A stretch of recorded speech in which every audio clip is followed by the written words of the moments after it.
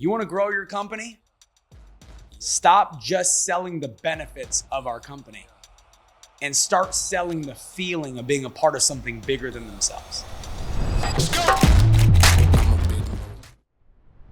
I want to talk to you guys about building a purpose-driven business. And what I mean by that is not necessarily, being a person of purpose. It's just being intentional about everything that we do and being more purposeful with everything that we do. And so the first question that I have for you is, am I helping people prepare for EMD? Ask yourself that question. Am I actually helping people prepare for EMD? If I know I'm in the business of developing leaders, we're in the business of you get to EMD and you spend the rest of your career promoting EMDs. You move into an agency owner role, you spend the rest of your career prepping people and developing people to step into that agency owner role. So the question I have for you is, are you preparing people to become an EMD? Are you focused on duplicating competence?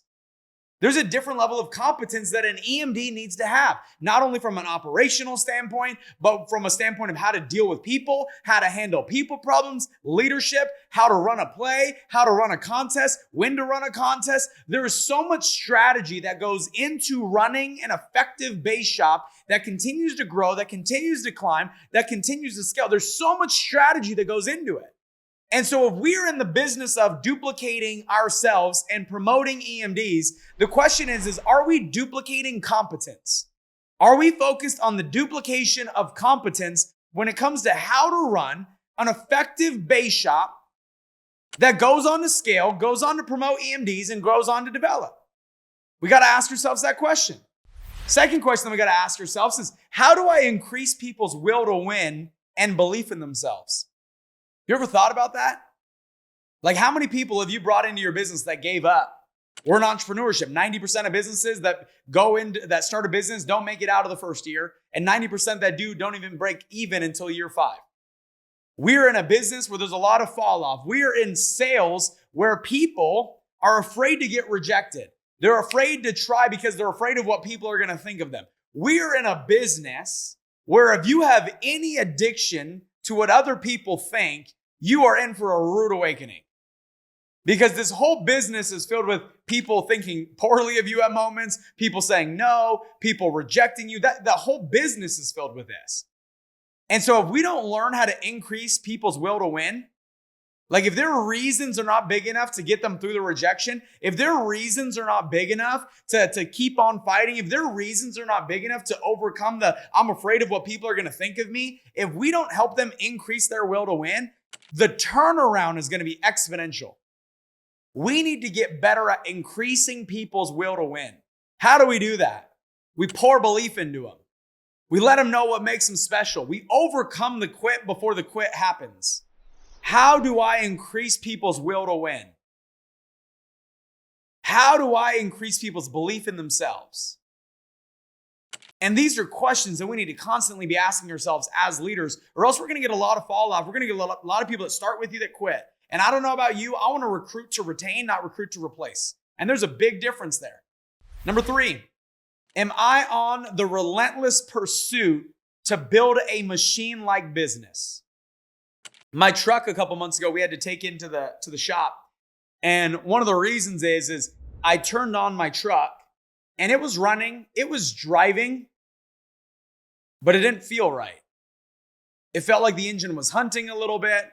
And if anybody ever been in a vehicle that maybe was not the greatest vehicle and you're trying to go up a hill and you're just I pray this vehicle makes it to the top of the hill. Maybe it was your first or second car, right? And my Ford Raptor, which is a twin turbo, was literally trying on a flat road. It felt like it was trying to drive.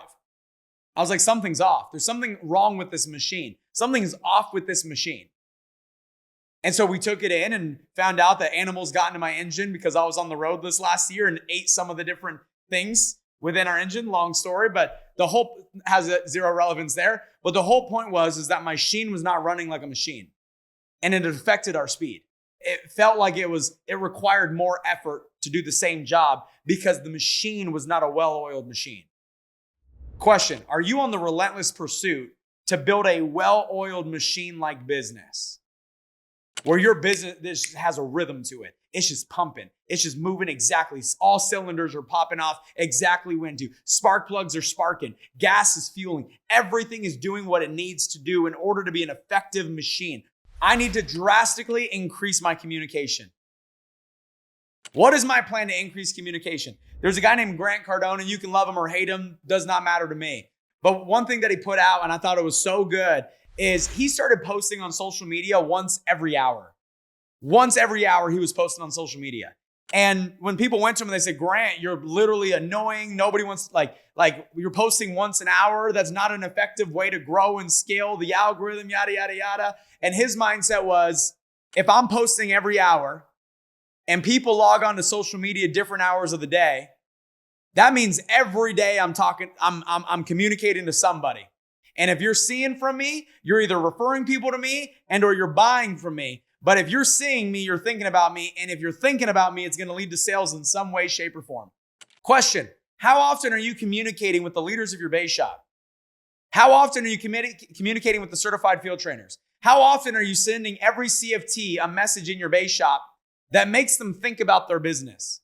See, I send out a lot of messages and I know, but what I also know is every single time my name pops up, you're thinking about what you're not doing. Because I know every time my name pops up, you start to think about what you should be doing in your business.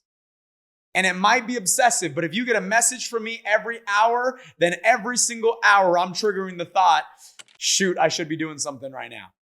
And sometimes it works. Sometimes I get the click. Does not matter to me. As long as my name entered your mind, that means you're probably thinking about the business. Number 5, I need to think magic words with silver bullets. I need to think magic words with silver bullets. How intentional am I being about getting people to move? What sentence do I need to send Brian that's a magic word with a silver bullet that makes Brian think, I got to get my ass to work? You catching this right now? Magic words with silver bullets. Are you being intentional with what it is that you're doing and they're saying to trigger the thought of movement? Guys, every emotion leads to motion.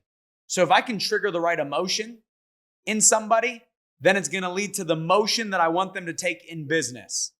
It takes a magic word and a silver bullet to trigger the right emotion. And that right emotion is what will lead to motion. And if they go into motion in the direction in which I want them to go, everybody wins.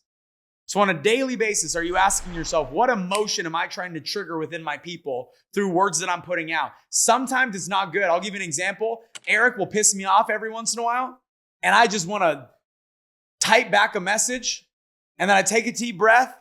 And then 4 hours later, do you know what goes through my mind? Gosh, dang it worked. Leadership is not always sunshine and rainbows. It's not always feel good all the time. Sometimes when you get the most angry is when the message worked the best. Number 6, every organization will take on the identity of the leader. How is my own identity? Your organization will take on the identity of you. So if you are thinking like a winner and you believe you're a winner, your base shop's going to start to believe that it's a winner.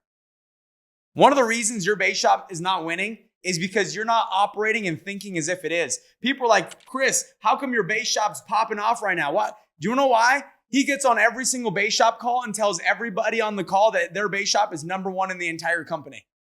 And it's not yet. But if he keeps it up, it will be.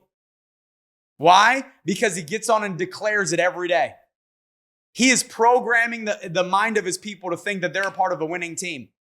But the reason he's able to do that is because he believes he's a winner. Your base shop will take on the identity of you. A business takes on the identity of the CEO. Are you making sure that you are working hard enough on your identity that it's having influence over your organization and making your organization better? Number 7, belief vibrates at the highest frequency. We need to pour feel good on people. Belief vibrates at the highest frequency. Are you pouring feel good on people where you're just showing them how much you believe in them? You're not always going to be perfect with this. There's been times where I'm like, man, I've been laying it on people way too hard the last month. I need to pour way more feel good on. I've made that mistake time and time again, guys. I'm an intense guy, and sometimes I do not pour feel good on people. I'll call a spade here. Eventually realizing I'm like, shoot, I need to get back to the pour the feel good, because when people feel good, they do good. When they do good, we all do good. And so sometimes we're going through an issue like, oh man, my recruiting is down, and you're annoyed. So then you transfer that annoyance onto your people. Or maybe your persistency is down, so you're annoyed. So you transfer your annoyance onto your people. Or maybe production is down, so you're annoyed. And so then you transfer that annoyance onto your people. But that's not what gets your production up. Do you know what gets your production up? Oh my goodness, guys, we're on fire right now. Things are popping off. I'm so proud of you, Christina. You wrote a sale. I'm so proud of you, Friday. Brett, you turned into Term LB. Fantastic. Mike, you did a $12 million baby. I couldn't be more proud of you. And you just start pouring feel good, pouring feel good, pouring feel good. Belief vibrates at the highest frequency, and belief is like pouring fuel on a fire. If you want to light your base shop on fire, increase communication and pour feel good on people. Number 8, how good am I at transferring the way I feel about the opportunity onto others? Like, see, some of us are like, we're so bought in that we don't think we need to sell other people on why they should be bought in. Make sense? Like, we just assume that everybody believes in the opportunity the same way we do. We just believe that everybody thinks about the business the same way we do. We just think that people operate with the same loyalty that we do. We just think that people are like us.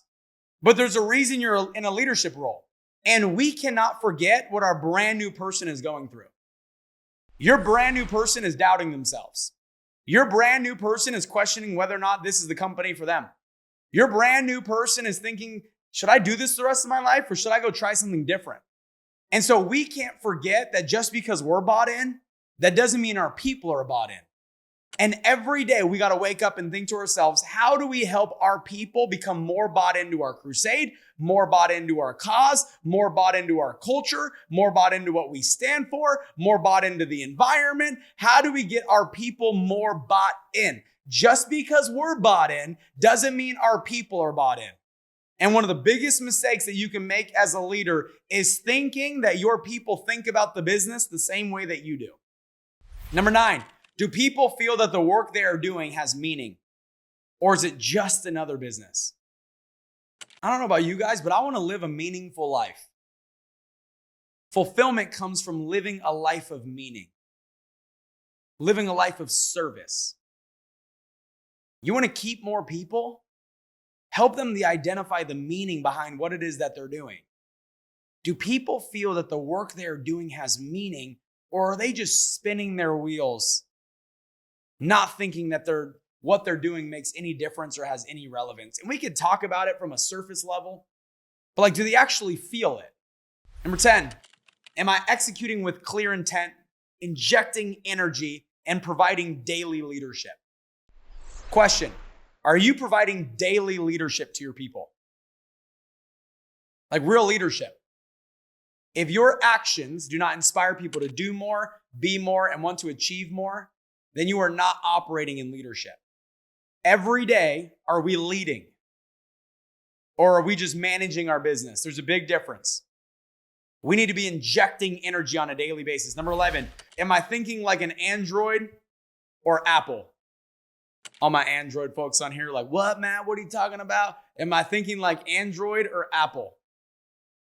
If you want to win in business, you can't think like Android. You have to think like Apple. Let me explain what I mean. I'll call a spade a spade. Android's technology is better than Apple's. But most people do not want to have an Android. Why? Because of the feeling that they create is not one that people want to be a part of. Hence why so less people use it. Android says, our technology is better than everyone else. Our camera takes better photos.